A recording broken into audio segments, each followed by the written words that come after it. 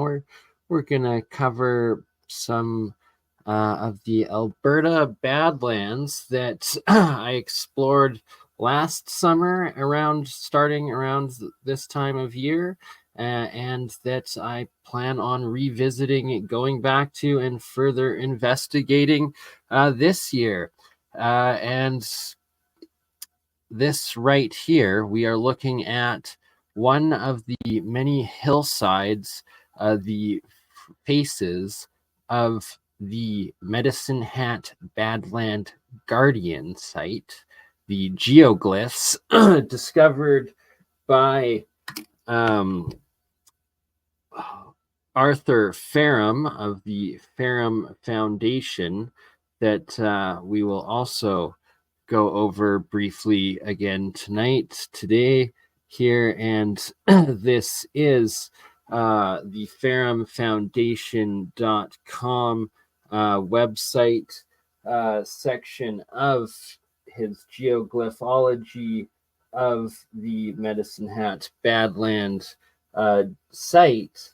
And the faces here, this warrior guardian facing to the west and making up his crown, the headdress facing east, potentially what looks like an Olmec face, as well as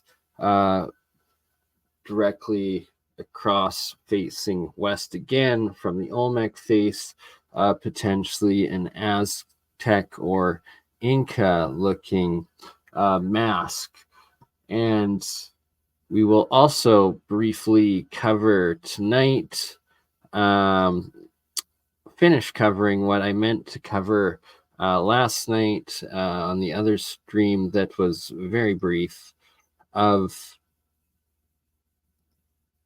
the right now. So we will get back to covering the Alberta as well as Montana megalithic sites and these macro sites, right? Like, look at these. This is identical stuff to the Nazca, Peru geoglyph megaterraformed sites, and that is one of the other geoglyph sites that Arthur Ferrum actually used his geoglyphology to decode the radial earthwork geoglyphs at the Nazca, Peru geoglyphs.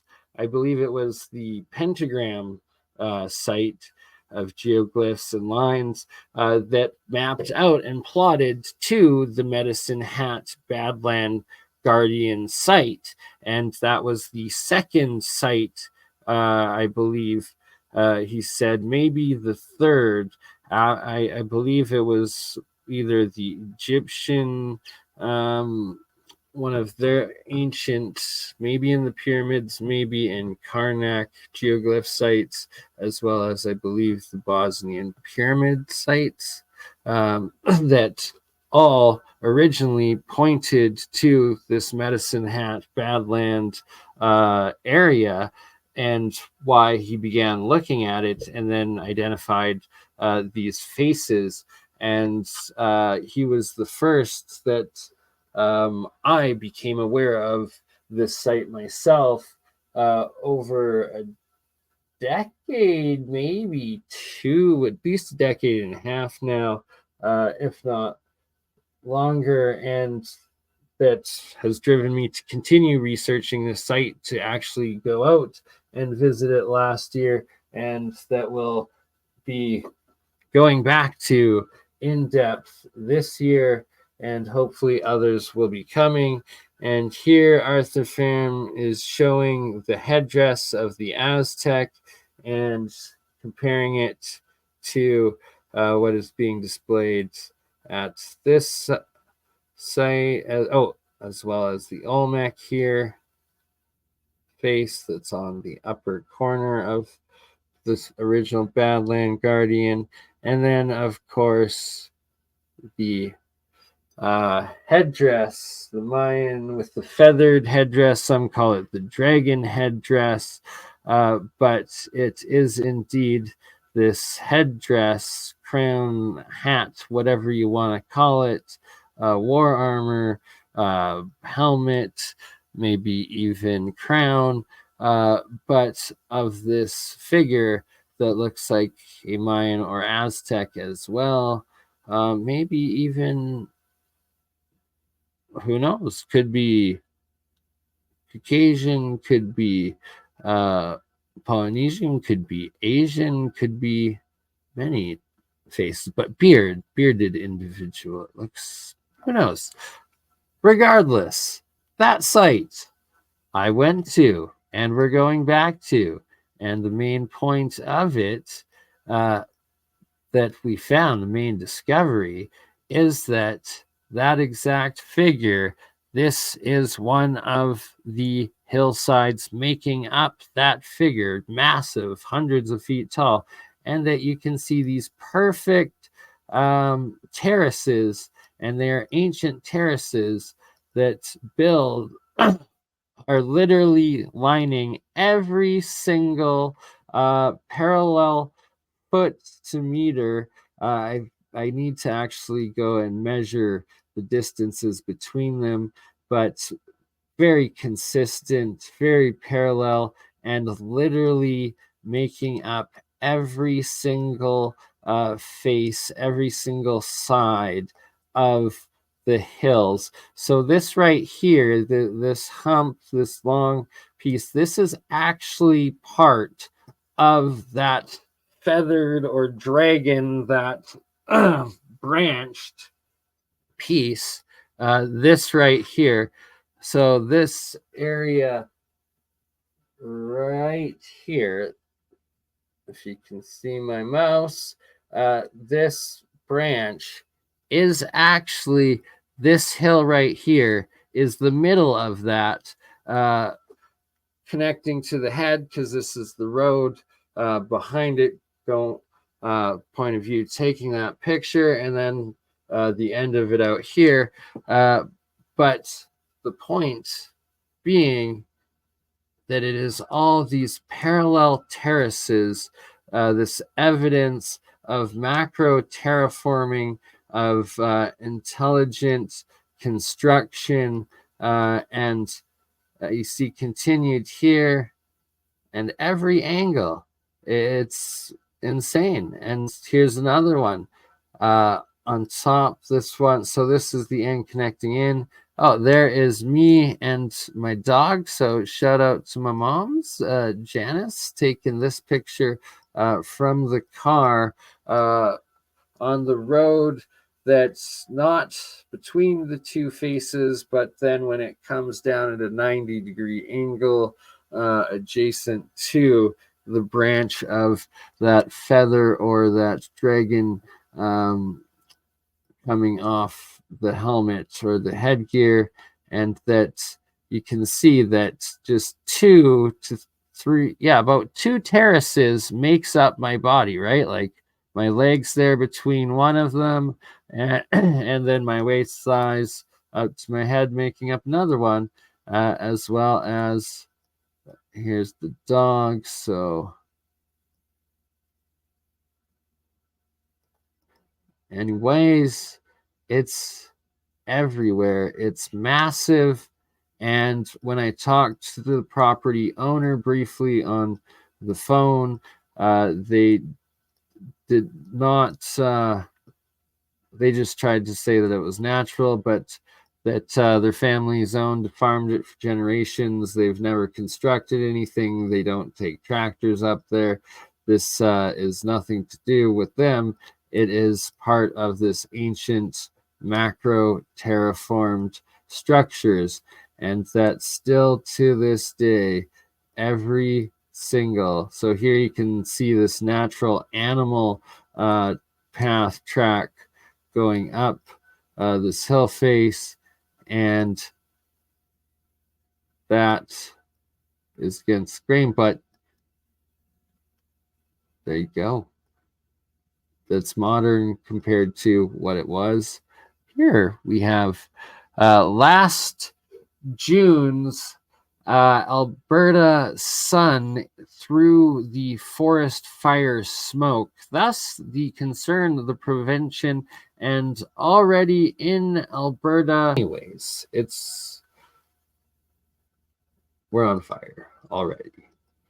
And while I spoke to the owner of the adjacent Badland Guardian face, that he at that time himself was so afraid of brush fire breaking out that he wasn't comfortable with myself, a stranger, going on and exploring and hiking the other main geoglyph site. But I do have his contacts. I actually need to get back on top of calling him and scheduling a trip out and a visitation and a meeting and an interview of one of the owner, rancher, farmer, property owners of one of these sites, and the research that we're going to be doing out there. This right here. So geographically speaking on the map, you have Medicinehat, Alberta, in the very southern strip of Alberta, along the Crow's Nest Road past the number 3, and on the northeastern side. So if you're coming from eastern Alberta or eastern Canada, aka Saskatchewan or Winnipeg or Ontario, Quebec, or any of the Maritimes, that side of Medicinehat is where the Medicinehat Badland Geoglyph site is, and this site, the Red Rock Coulee Badlands, is on the southwest side of Medicinehat, southern Alberta City. And this right here, a close-up of one of the red balls, the giant red balls of Red Rock Coulee, Alberta. So I believe it's only about 50 kilometers between the two sites, with Medicinehat in the middle, and then one on the northeast side, one on the southwest side, this being the southwest side. Here you can see all these rings, the concentric rings, making up the inside of one of these giant red sandstone spheres that had cracked open at the Red Rock Coulee.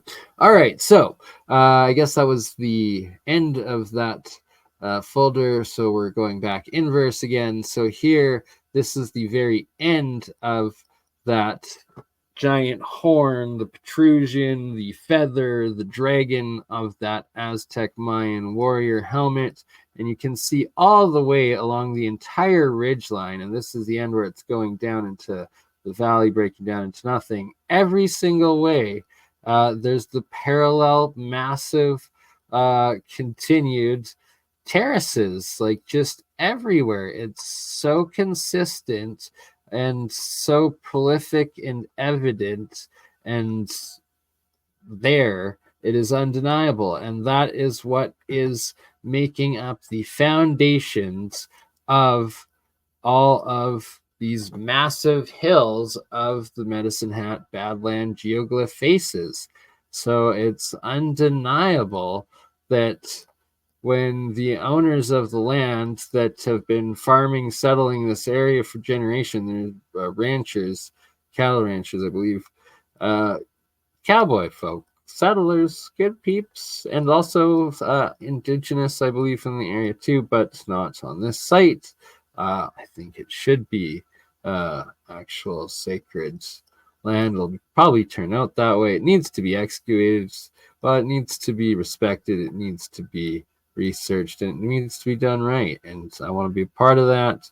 And I'm going back to do exactly that in the next 2 to 3 months, depending on the weather and what the owners are willing to do and what we can arrange with all of you, the viewers, the community, and partners coming. All right, so this is back to Red Rock Coulee on the opposite side of Medicinehat. And this, you again, can see a broken open one and all of the concentric circles making it up. So is this biogeology? Is this petrified organic matter? And then this, what looks also to be pretty mound-like slash pyramidal buried, dried out mud flood, Badland. Like these ruins, like look at this, like it's wild. There you go. You can see burning again. Actually going out doing boots on the ground, and then here we can see these same holes that are attributed to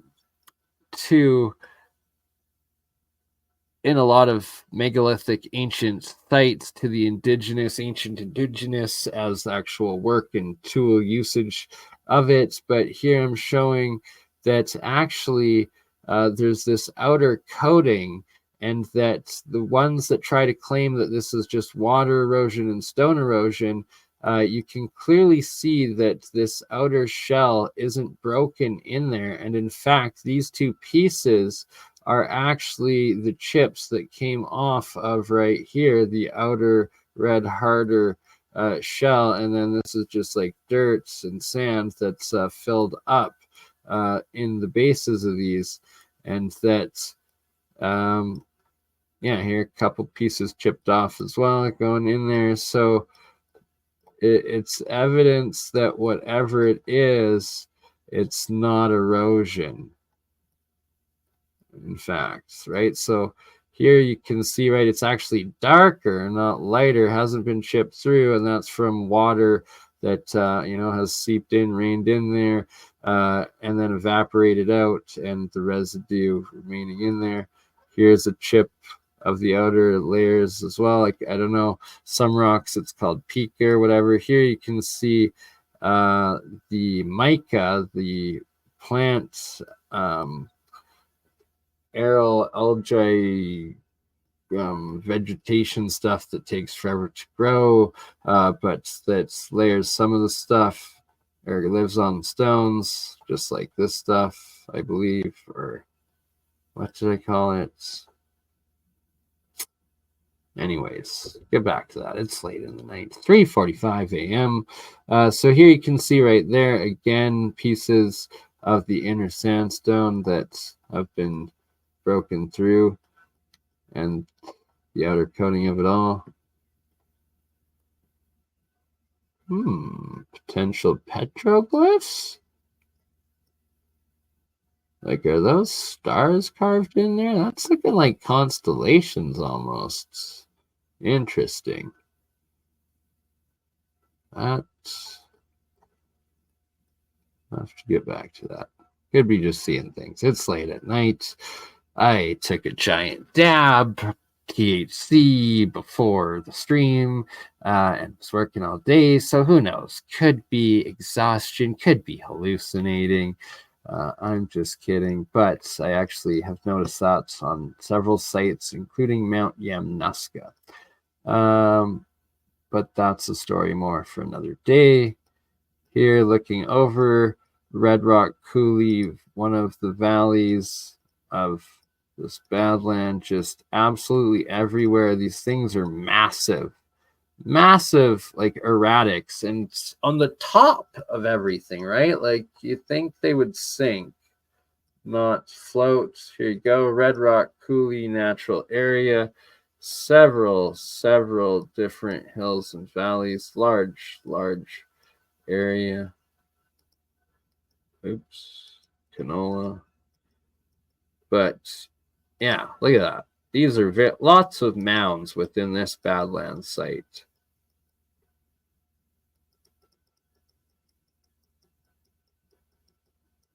And we are going through some of ye old wind farms of southern Alberta, Rainbow, and oh, here we go. This is on one of the ridges. Is it potential megalith, megalithic wall? I suspect so. And it looks like it's in equal levels of parallel, I believe, possibly pyramid mountain, pyramid site of ruins. Like this totally looks like a pyramid of equal parallel terraces. This is on the Cowboy Trail of Alberta, and like look at that. That looks like giant megalithic walls of potential pyramids. Like, how is that not a pyramid?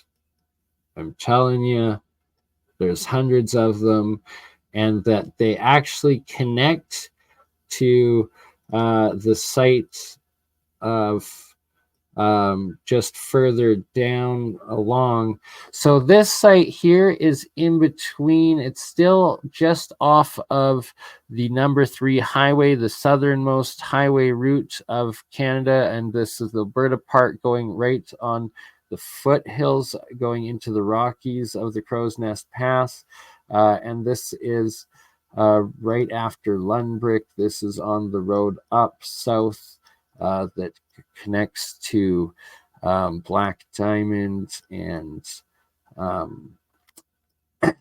eventually Okotoks. And on the main number 2 highway up at the end of the site at the same area is, when it hits the Crow's Nest Pass, is Head Smashed In Buffalo Jump.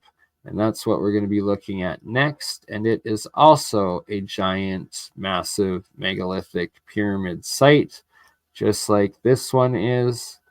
Like, look at the layers, perfect terraces. And if they're macro terraforming such giant sites as the faces of the Badland Guardians, then it's completely reasonable that just over in, a few, not even less than 60 miles from the Medicinehat, or maybe I guess 60 miles from Medicinehat Badland Guardian site to this site, but all along the same longitude, I believe, of the Crow's Nest. And this area, ever since I first saw it, I was like, that is artificial. That is a buried mound. No doubt about it. Like, that's a buried mound, artificially constructed. Hold on.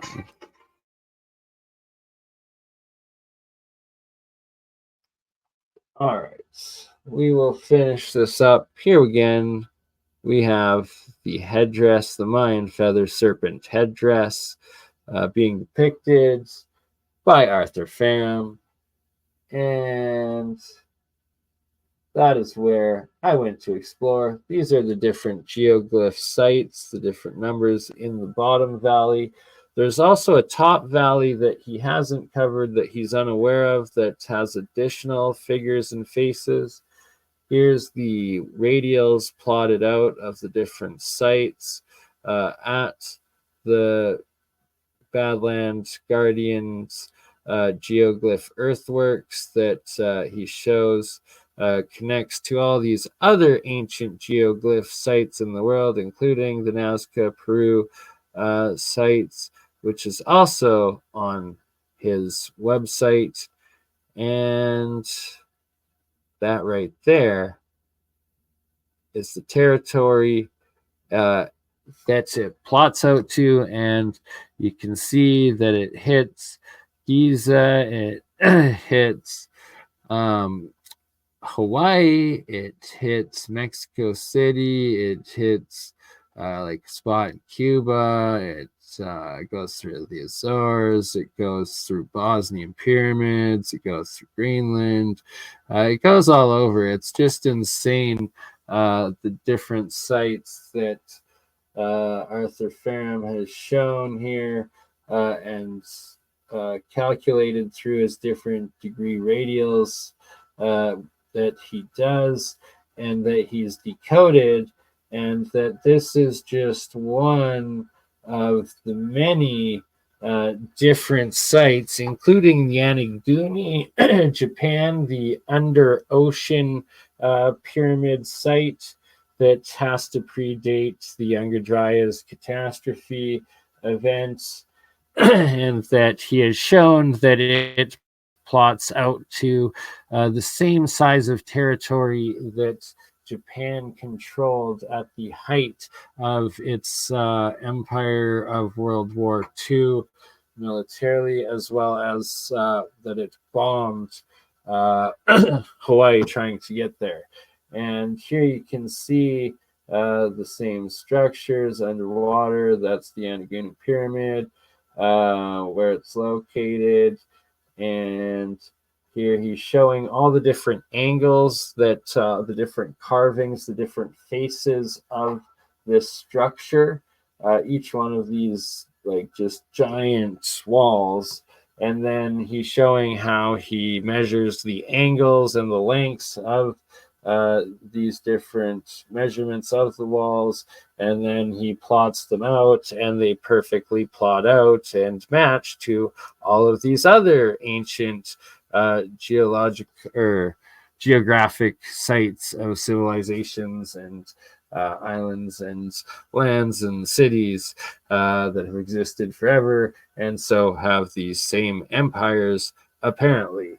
And here's showing the height of World War II, and here's showing the map of everywhere that the Yonaguni plots out to, and it's the exact same. Quite fascinating stuff. Here are some more geoglyphs that he found that are built into one of the Yonaguni walls that he found from that. And this is on a southern island just off of Taiwan, another geoglyph site just off the coast of it. And then he's showing that these underwater ones here actually plot out to this giant destruction area between, oh no, sorry, yeah, there you go. So here's the little island of Taiwan. These radials plot out, and that they go to these some sandbar ones. They also plot out, and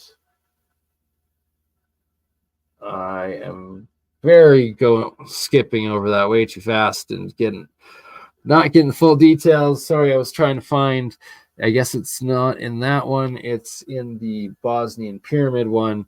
I thought it was this one that he shows this giant indentation, like rectangle of what looks like sunken land. And it's this deep trench right next to Panama and Ecuador off of the coast of Central America, and that there's missing geoglyph sites in that massive ruin or something, but it wasn't illustrated in this one. It's in the Bosnian pyramid one. And yeah, that's about that. That's